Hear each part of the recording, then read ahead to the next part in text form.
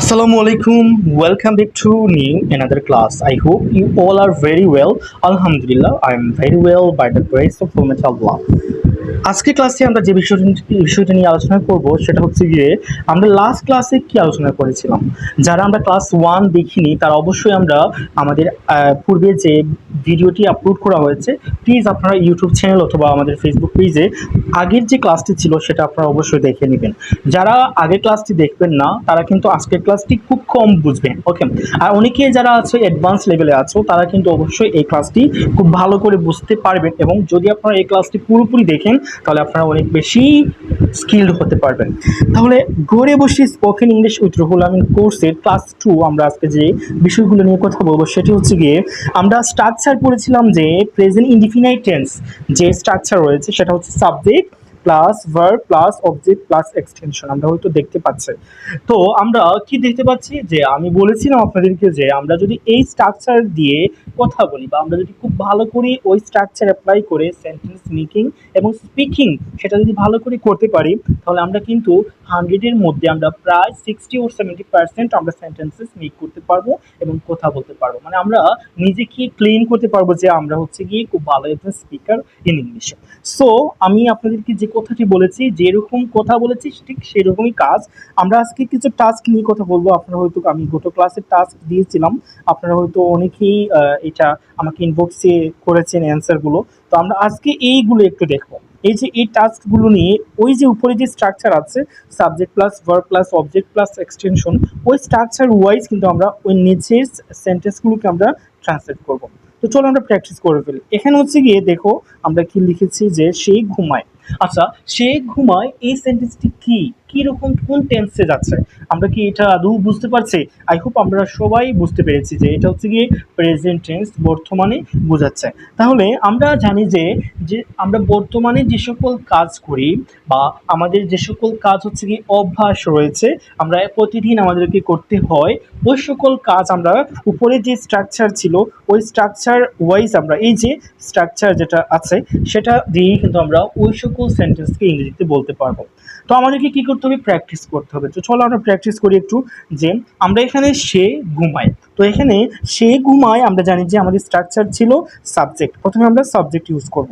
তো এখানে সে এর ইংলিশ আমরা শিও দিতে পারি, আবার আমরা এখানে কি দিতে পারবো?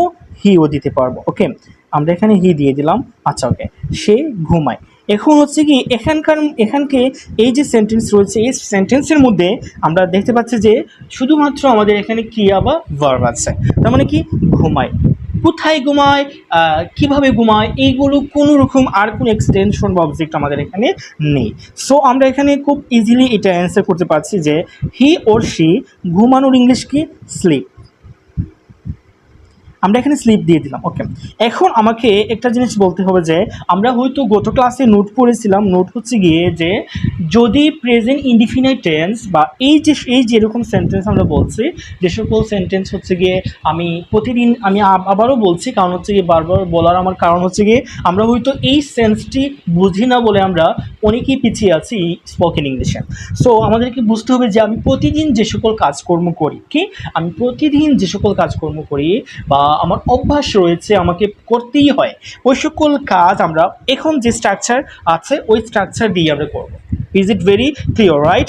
ওকে, সো আমি এখন কি করব যে আমি বলেছিলাম নোটটা আমি হয়তো কেটে ফেলেছি গত ক্লাসে, যারা দেখেন নাই অবশ্যই দেখবেন যে যদি subject third person singular number অর্থাৎ হি শি ইট নাও এই চারটা সাবজেক্টের মধ্যে থেকে যদি কোনো একটা সাবজেক্ট আমাদের আসে কোন সেন্টেন্সে আমাদেরকে ইউজ করতে হয় তাহলে আমরা ওই সাবজেক্টের পরে যে ভার্বটাই আসবে ওই ভার্বের সাথে আমাদেরকে এস অর ইএস যোগ করতে হবে। তাহলে আমরা এখানে হি এবং শি ওই দুইটাই হচ্ছে গিয়ে আমাদের third person singular number subject, কারণ সে এর ইংলিশ হচ্ছে গিয়ে শিও হয় আবার হিও হয়। আমরা যদি কোনো ফিমিনিন জেন্ডার আমরা যদি এখানে ইন্ডিকেট করি তাহলে আমরা এখানে শি দিব, আর যদি আমরা এখানে কোনো যদি ম্যাসকিউলিন জেন্ডার এখানে আমরা যদি কোনো রকম কোনো ম্যাসকিউলিন জেন্ডার ইন্ডিকেট করি তাহলে আমরা এখানে কী দিব, হি দিব। আই হোপ আপনারা নিশ্চয়ই এটা বুঝতে পেরেছেন। তাহলে এখানে যেহেতু সে, আমি দুইটাই দিয়ে দিলাম এখানে প্রোনাউন হি সি। এখন হচ্ছে কি আমাদেরকে এখানে স্লিপস দিতে হবে, কী দিতে হবে, স্লিপস, বা এখানে আমরা এস বাই এস যোগ করতে হবে, এখানে এস যোগ করে ফেলেছে, রাইট। তাহলে আমাদের এখন হচ্ছে আমাদের এটা পারফেক্টলি রাইট একটা সেন্টেন্স হয়ে গেছে, এটা আমরা হয়তো বুঝতে পেরেছি। তাহলে আমরা পরে আরেকটা সেন্টেন্স দেখবো এখানে। পরেরটা হচ্ছে গিয়ে তারা ঝগড়া করে। আচ্ছা ওকে, এটা আমরা একটু দেখি, তারা ঝগড়া করে। আচ্ছা তাহলে তারা হচ্ছে গিয়ে আমাদের এখানে কি, ওইটা হচ্ছে আমাদের সাবজেক্ট, রাইট। আচ্ছা ওকে, তাহলে তারা ঝগড়া করে, তারা এই যে দে আছে না, ওইটা হচ্ছে আমাদের থার্ড পারসন প্লুরাল নাম্বার, ওকে। এটা হচ্ছে আমাদের এস বাই এস এখানে যোগ করার কোনো প্রয়োজন নাই, এখানে যোগ করার কোনো প্রয়োজন নাই। আমি তোমাদেরকে একটা জিনিস বলেছিলাম যে জাস্ট মাথায় রাখতে হবে যে হি সি ইট নাউন, এই চারটা সাবজেক্টের মধ্যে কোন একটা সাবজেক্ট এখানে আমার আসছে কি না, আসে নাই। সো আমার এখানে এস বাই এস যোগ করার কোনো প্রয়োজন নাই, ওকে। সো চলো আমরা একটু এটা সলভ করি। দে সাবজেক্ট দিয়ে দিলাম, তারপর ঝগড়া করা, ঝগড়া করার ইংলিশ কী হবে, কোয়ারেল। আমরা এখানে ইংলিশটা দিয়ে দিব, কোয়ারেল অর্থ কি, ঝগড়া করে। তাহলে দে কোয়ারেল, তারা ঝগড়া করে। আই হোপ আপনারা খুব ভালো করে বুঝতে পেরেছেন যে এরকম সেন্টেন্স কীভাবে করতে হবে ইংলিশে ট্রান্সলেট। আচ্ছা তারপরে আমরা তার যেটা রয়েছে পরেরটা সেখানে যাব, মা রান্না করে। আচ্ছা মা রান্না করেন, আমাদেরকে বলতে হয় আমার বোন রান্না করে, আমার ভাই রান্না করে, আমার মা রান্না করেন, আমার চাচি রান্না করেন, আমার মামি রান্না করেন। আমি ওইগুলো একটু বলবো, আমি এটা একটু করি। এটা হচ্ছে কি মা, আমরা এখানে কি দিব, মাদার, কি দিব, মাদার, ওকে। মাদার দিয়ে দিলাম আমাদের এখানে, এটা হচ্ছে থার্ড পারসন সিঙ্গুলার নাম্বার। দেখো এখানে কেন বললাম এটা থার্ড পারসন সিঙ্গুলার নাম্বার, এখানে কিন্তু একটা নাম বোঝাচ্ছে, নামটা কি, মা। তো আমি তোমাদেরকে বলেছিলাম যে হি সি ইট নাউন, তো নাউন হচ্ছে গিয়ে কোনো কিছুর নাম, যদি কোনো কিছুর নাম আসে আর যদি ওই নামটা যদি সিঙ্গুলার নাম্বারে হয়, কি সিঙ্গুলার নাম্বার, দ্যাট মিনস এক বচনে যদি হয়, তাহলে আমরা ওই সাবজেক্টের পর যে ভার্ব আসবে ওই ভার্বের সাথে এস বাই এস আমরা যোগ করব, গট ইট, ওকে। তাহলে মাদারের পরে যে ভার্বটা আসবে, বা ফাদারের পরে যে ভার্বটা আসবে, সিস্টারের পর যে ভার্বটা আসবে, কাজিনের পর যে ভার্বটা আসবে, ব্রাদারের পর যে ভার্বটা আসবে, ওইগুলোর পর আমরা কি করব, এস বাই এস যোগ করব, কিসের সাথে, উইথ ভার্বস, ওকে। তাহলে এখানে যদি মাদার্স হতো তাহলে কিন্তু এটা প্লুরাল হয়ে যেত, সো এখানে অনেকগুলা মা বোঝাতো, ওকে। সো এখানে মাদার মাত্র একজন মা বোঝাচ্ছে, সো আমরা এখানে কি করব, ভার্বের সাথে এস বাই এস যোগ করব। তাহলে রান্না করার ইংলিশ কি, কুক, আমরা এখানে কুকস দিয়ে দিব, ওকে, মাদার কুকস, ওকে। এখন আমি একটু চেঞ্জ করি ওইটাকে, যে আমার বোন রান্না করে, তাহলে এটা কী হবে, মাই সিস্টার, এটা হচ্ছে third person singular number, my sister cooks হবে এখানে, ওকে।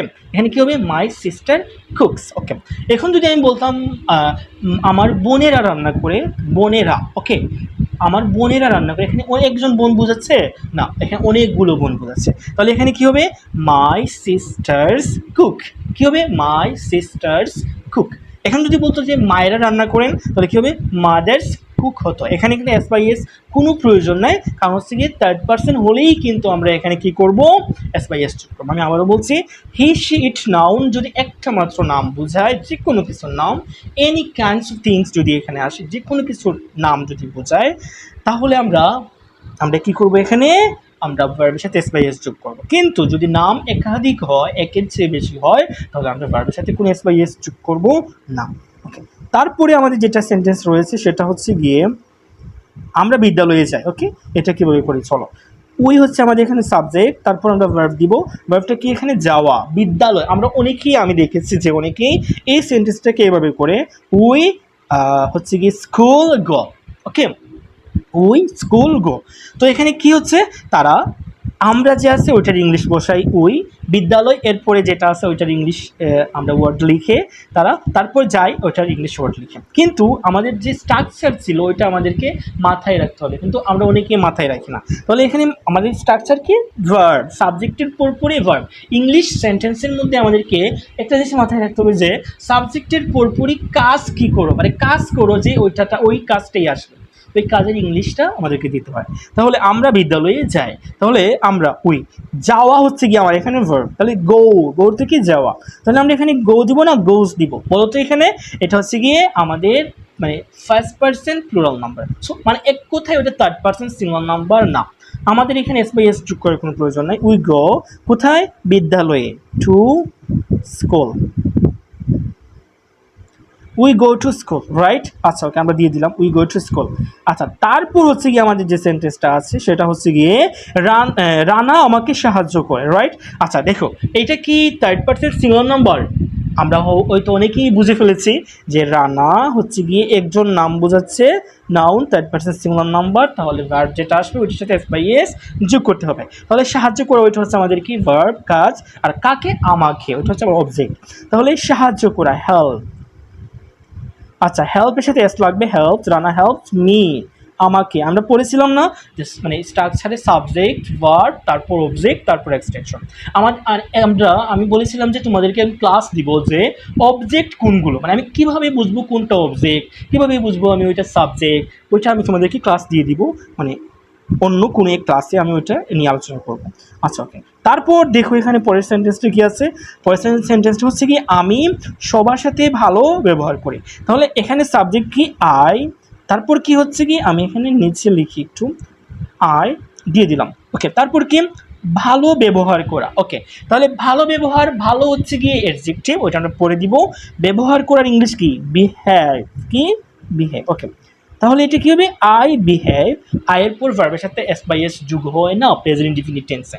সো আমরা এখানে জাস্ট ভার্বটা দিলাম, আই বিহেভ কি গুড, আই বিহেভ গুড। কার সাথে? সবার সাথে, উইথ অল, উইথ অল। ওকে, এগুলো হচ্ছে আমার এক্সটেনশন। আমি এখানে কি দিলাম, subject I behave good with all, আমি সবার সাথে ভালো ব্যবহার করি। তাহলে এইটা কি আমাদের, আমরা কি বুঝতে পেরেছি যে প্রেজেন্ট ইনডিফিনিট টেন্সের স্ট্রাকচারসগুলো কীরকম বা সেন্টেন্সেসগুলো কীভাবে আমরা ওইগুলোকে অ্যাপ্লাই করবো এবং আমরা ওইগুলোকে ইউজ করব আমাদের প্রতিদিনের ব্যবহার বা প্রতিদিনের কাজে। আমরা ওইটা নিশ্চয়ই বুঝে ফেলেছি। আই হোপ আপনারা খুব ভালো বুঝতে পেরেছেন। যদি ভালো লাগে, এই ক্লাসটি যদি ভালো বুঝে ফেলেন, তাহলে অবশ্যই কী করবেন, ক্লাসটি একটু শেয়ার করে দেবেন। আমরা আজকে ক্লাসে ঘরে বসে spoken English with Ruhul Amin এর সাথে আমরা কী করলাম, ক্লাস 2 করলাম এবং আমরা স্ট্রাকচার অ্যাপ্লাই, গত ক্লাসে আমরা একটা ওই ক্লাস 1 করেছিলাম ওই স্ট্রাকচার দিয়ে, আমরা আজকে ওইটা কী করলাম, ওইটা একটু প্র্যাকটিস করলাম। প্র্যাকটিস করে আমরা কী করলাম, ওইটা একটু ক্লিয়ার হয়ে গেলাম। সো এইরকম সেন্টেন্স মানে কী করবা, ওইরকম সেন্টেন্স নিয়ে কাজ করবা। যদি তোমাদের প্রয়োজন হয় আমি এইরকম সেন্টেন্স নিয়ে আরও কাজ করব, আরও ভিডিও ক্লাস নিয়ে আসবো। সো আজকের জন্য এতটুকু, নতুন ক্লাসে আরও কিছু থাকছে তোমাদের জন্য ইউনিট। আজকের জন্য এতটুকু, আল্লাহ হাফিজ। আর অবশ্যই ভিডিওটি সবাই কী করবা, শেয়ার করবা, লাইক এবং কমেন্টস করবা। তারপর হচ্ছে গিয়ে যদি আমাদের পেজ থেকে দেখে থাকো পেজ ফলো দিবা, আর ইউটিউব চ্যানেল থেকে দেখে থাকলে চ্যানেলটি একটু সাবস্ক্রাইব করে দিবা। আজকের জন্য এতটুকু, আল্লাহ হাফিজ, সি ইউ নিউ ক্লাস।